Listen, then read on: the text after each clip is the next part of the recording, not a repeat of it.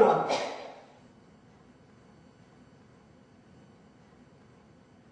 He's dead, Rector. Lord, have mercy on us. Christ, have mercy on us. Christ, have mercy.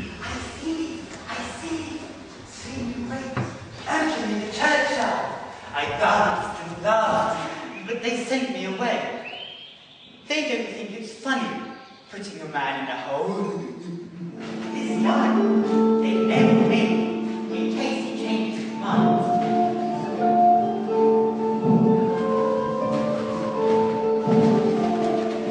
And in this one, they got Thomas Thor, because he wouldn't wake up when they shook him this morning. And black buds on all the trees, and a forest of crosses growing up in the high street, and over the river, and across the valley, till it's all thick and dark, no more people, just a forest of big black trees. You know what it is, don't you? Yes, I know what it is. You know what the black scabs mean. Plague. They had it in London this year. People were dying, 1,000 a I week. know. So they were lepers. I'm tired. Soon the whole village will know. Every door will be bolted then. What are we going to do, William? It may be us next. You mustn't say that. Don't be frightened for me. They say the plague only takes the You strong. must keep away from the infected houses. But my place is with you. If you must be there, I must be there too. You were my friends yesterday. Now the streets are empty when I pass. You want to stay alive? Would I kill you? Yesterday my son was living. 2 weeks ago you danced to his pipes at the wake. Then God's hand came into my house and took my son. For all your drawing back, it can come as easily into yours. What happens then? Will our neighbours be strangers? Draw back then now! Your turn would come! Come home, son. Leave them. Your turn would come! Why? Listen to me. Something terrible has happened to our village. 1 month ago, George Vickers died. With black scabs on his face and chest. Since then, 10 more people have died. It's the plague. They were him, and his father, and his mother, her, and his wife and 4 children. Aye, his wife got it first. Aye, then his father, and his 2 sons, and then his mother, all dead and thirsty with headache. Frank Crowley were a big man, bigger than you are, Isaac. That's right. Too big for them 6-year-olds to be carrying. So he dragged himself to the field where his family lay, and he dug his 6 graves, that's weeks, and he lined it with straw. The bed must be comfortable, that's going to hold you forever. Then he laid himself down in the hole in the ground and waited for God to release him. He waited all day and all night in his delirium until the sun rose on the next morning, and he closed his eyes and died. Oh, and what about the 2 children? Died. A few days later. Left for the crows to peck at. And now it's here above the village like a hawk waiting to swoop. And shall I tell you why all those people died? Do I need to? They died because they were weak and afraid. Because they were all waiting to die. I came to you. I asked for your help, but you stood aside and waited for me to crumble. Your sin is great, Stanley. God will judge me, Mom, son, not you. You judge yourself. Listen! You're a child in the world, Mom, son, and you know nothing. Perhaps one day you will leave here. You'll stand up in front of the people, and you will open your love to them. You will become a target for hatred, a target in the stocks of rotten tomatoes and bad eggs. On that day you may return and judge me, but until then, if you have the strength, I should keep it, because you have not been tried. Goodbye, Emmet.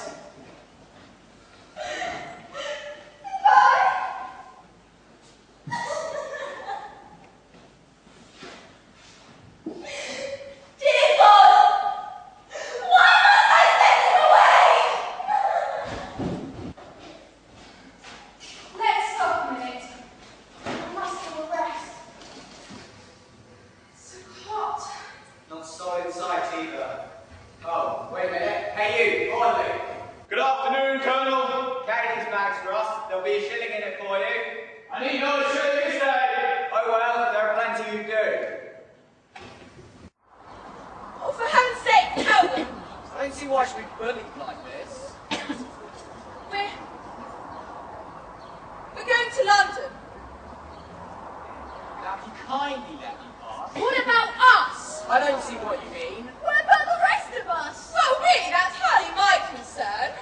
You're running away. Leaving us here to die and be damned. What about our lives? Our wives and children. What do you care about us? Look, what you do's up to you. If you're sensible, you leave while you still can. We've got nowhere to go. You poor people. We have townhouses and rich friends in London. You must fend for yourself as best as you can, like I'm doing. You're staying here, Colonel. You're staying here. We have to. You can't do this. You've no right. This is my home too. But I'd rather leave here and stay alive than stay here and die. The way out, the way to live, sir. The plague is with you now already. All the more reason for going. If you leave here, you'll take the plague with you, and your belongings, and your clothes, and the very words that you speak. If you wish to set an example. It's not Sunday, sir. I'm in no mood for your sermons. Then go, madam. Your tail between your legs. I have told you what is right. You've told us what was right for 20 years, and our lives are misery. No, you must listen to me. We've had an example, Mr. Stanley. You can't run away from dying. You can only move to another place to end it. Another place to dig the same grave. Oh, save your breath, Stanley.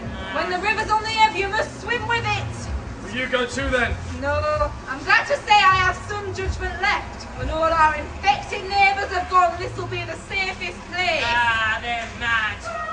You won't go over there, Merrill. No, I'd rather die in bed than on the roadside. Ah, me too. If they leave here, they will spread the pestilence wherever they go. There is only one answer I can think of. The village must be enclosed, with guards posted. It is easy to plan, but it cannot be enforced. We would need the best part of a regiment. No, it can be done without soldiers. How? Enforcement is no answer.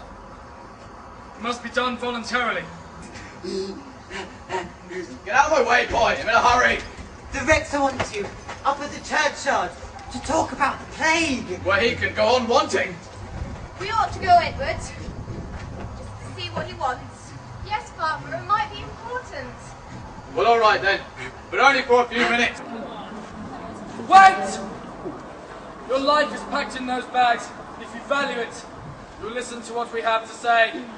There is only one thing that needs to be said here today. You have not thought what it will mean if you leave here. It will mean saving our lives.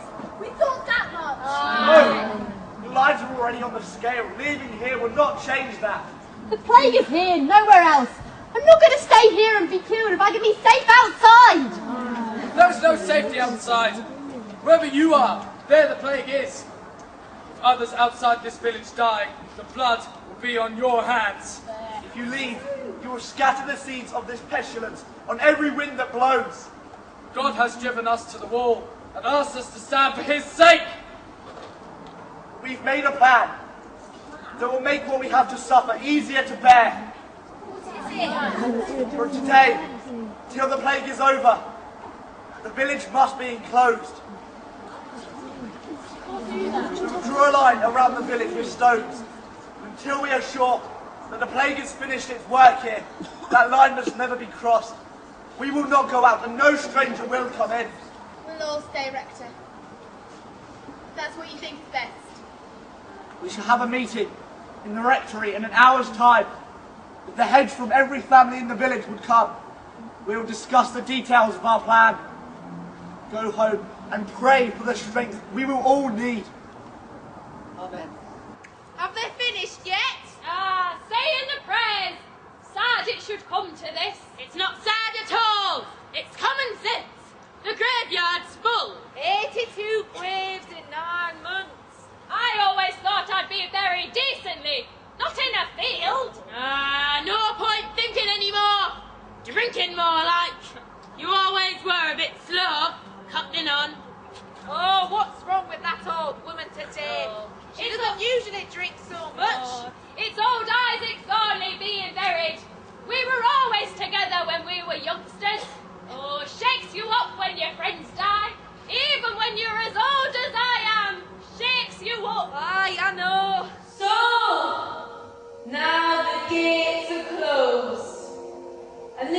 ordeal begins. The grass grows in the streets. You can almost see it growing as the sun pours down on our sweating, infested cottages. We shut in our own families, rarely going out, seeing no one. Man, woman and child, each one faces their own terror.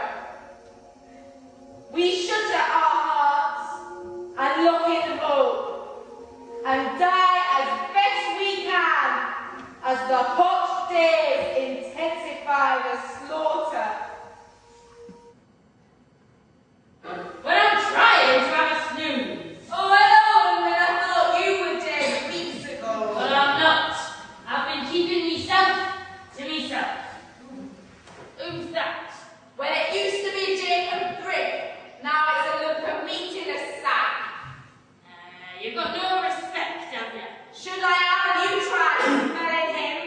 I've heard about your stealing. I take my wages, that's all. A couple of pennies and some pewter from the houses. It's wicked to steal from the dead. Well, I'll have your pipe and tobacco tin when your turn comes. You won't bury me. Well, if I don't, who will? If you touch this pipe, I'll be back to haunt you. Oh, you mind what you say, you old villain, or I leave you to rot. God won't have you if you stink. God won't have you neither. He's got other plans for you. People can only bear so much. Have let me crack. Yes. How much can they bear? How much more is the question? We won't fall now, will we? I don't know. And perhaps it just doesn't matter anymore. August the 20th, 1666. Jacob Frick, Anne Rowland, Joan Buxton, all dead of the plague. Till the last one dies. August the 21st, 1666. Francis Frick and Ruth Morton, both dead of the plague. Till the last one dies. August 22nd, 1666, a baby Frick, unchristened, and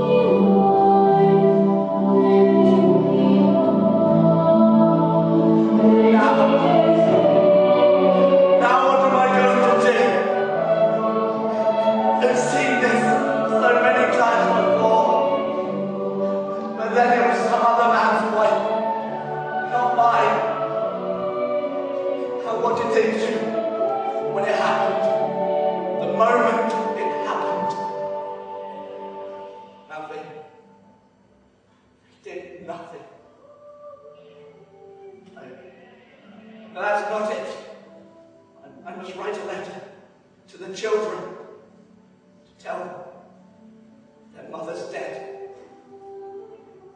My wife is dead. Father!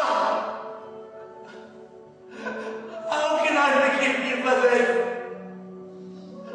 I was burning in my love and desire to do you all right for a while. I've seen things no Christian would believe. My wife put her hand on my arm and stopped these madmen railing. I sent my children away. I spoke of ideals and endurance of good, but it was lies and hypocrisy. It is paid for now. It doesn't matter. She is another name in the book now. August 25th. Catherine Montpesson. You bear it well. There is no other way to bear it. I was afraid. No, you need not be. The shadow is not lifted yet. You must go on as before. We must. I haven't visited the village yet today. Will you come with me? Yes, I'll come. There's not many left to visit now, but they're still worth our prayers. I've seen so many of them, dying and in pain, and at the end of it all, I've buried them. But it never moved me. It was just a job to be done by someone. I've been speaking with the rector. For 2 weeks since Joseph Morton died on October the 14th, we've all been waiting for the next one. So far, there has not been one. And so, we think the plague is over.